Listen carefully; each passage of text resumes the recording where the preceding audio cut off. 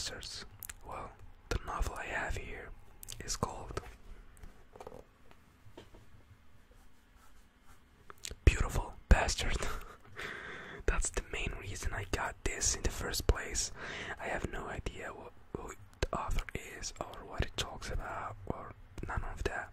I mainly picked it out because of the title. Beautiful Bastard by Christina Lauren.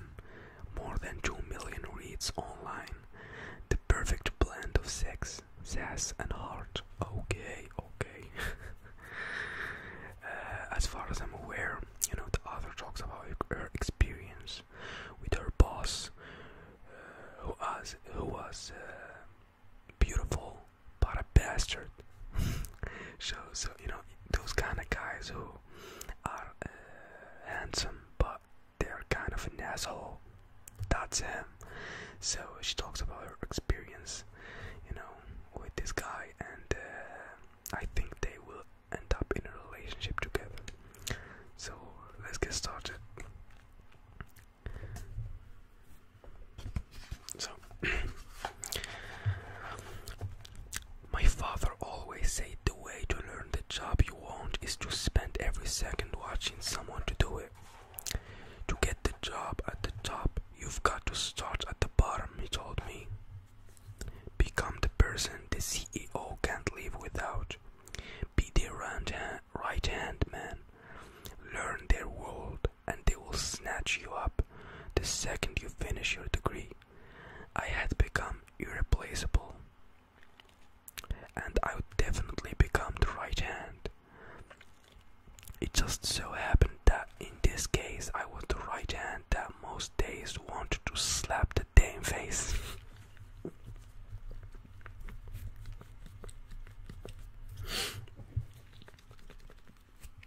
Dang.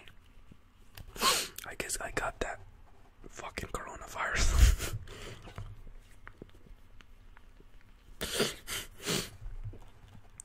My boss, Mr. Bennett Ryan, beautiful bastard. My stomach clenched tightly at the thought of him. Tall, gorgeous, and entirely evil. He was the most self-righteous, pompous prick I've ever met. I would hear all the other women in the office gossip about his escapades and wonder if a nice face was all it took. But my father also said, you realize early in life that beauty is only skin deep, and ugly goes straight to the bone.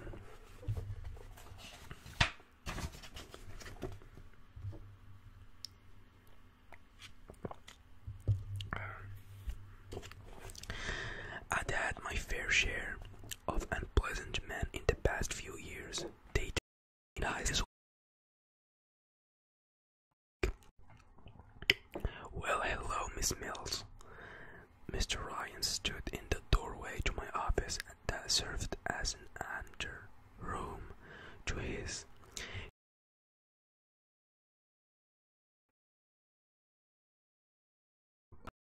Honey left to freeze and crack on ice. Damn. After spilling water on my phone, dropping my earrings into the garbage disposal, being rear-ended on the interstate, and having to wait for the cops to come and tell us what we both already knew, that it was the other guy's fault. The last thing I needed this morning was a grumpy Mr. Ryan. Too bad for me he didn't come in any other flavor. I gave him my usual "Good morning, Mr. Ryan," hoping he would give me his usual curt nod in return like this. But when I tried to slip past him, he murmured, "Indeed, morning, Miss Mills. What time is it in your little world?" I can tell why she called him a bastard. I stopped and met his cold stare. He was a good 8 inches taller than me, and before working for him, I would never Ryan Media Group for 6 years, but since his return to the family business 9 months ago, outtaken to wearing heels, I used to consider circus height just so I could approach him near eye level. Even so, I still had to tilt my head to look up at him, and he clearly relished, hazel eyes flashing. I had a bit of a disaster morning. It won't happen again, I said, relieved that my voice came out steady.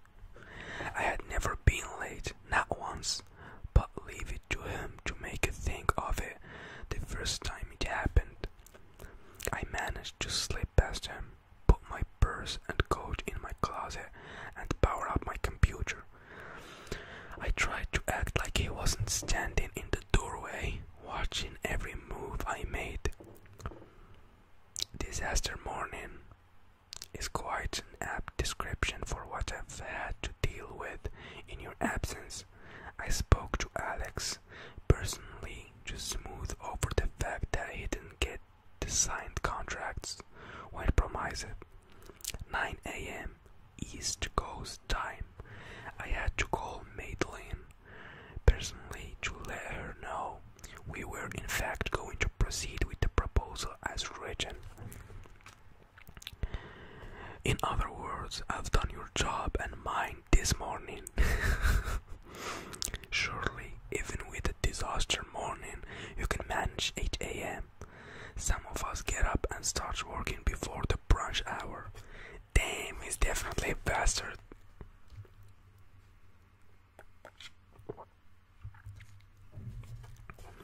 I glanced up at him.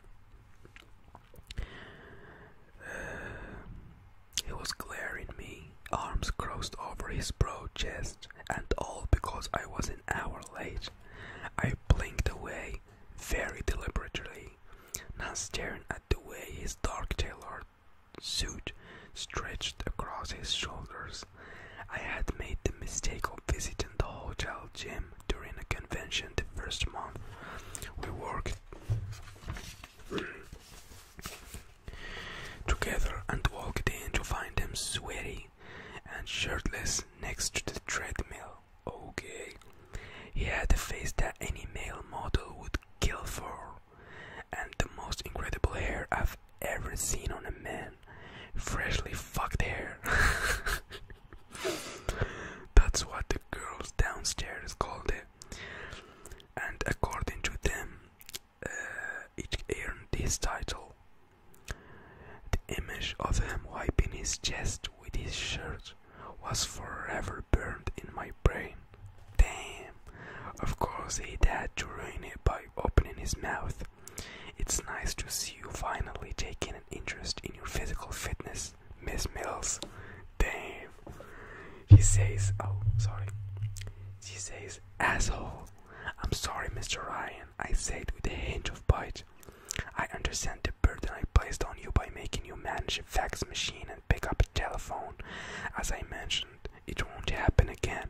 I was like, you're right, it won't, he replied, cocky smile firmly in place.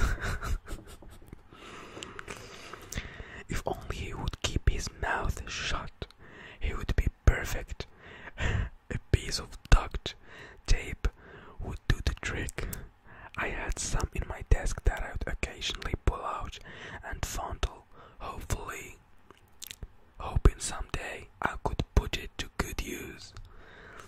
And just so you don't allow this incident to slip your memory, I would like to see the full status tables for the Schaffer, Colton, and Beaumont projects on my desk by 5.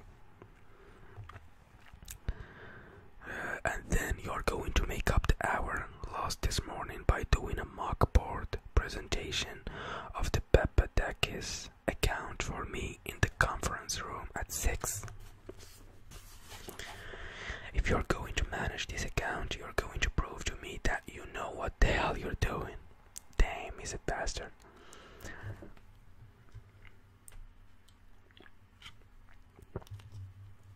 My eyes widened as I watched them run slamming his office door behind me.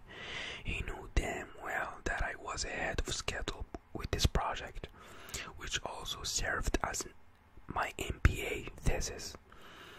I still had months to finish my slides once the contracts were signed, which they weren't.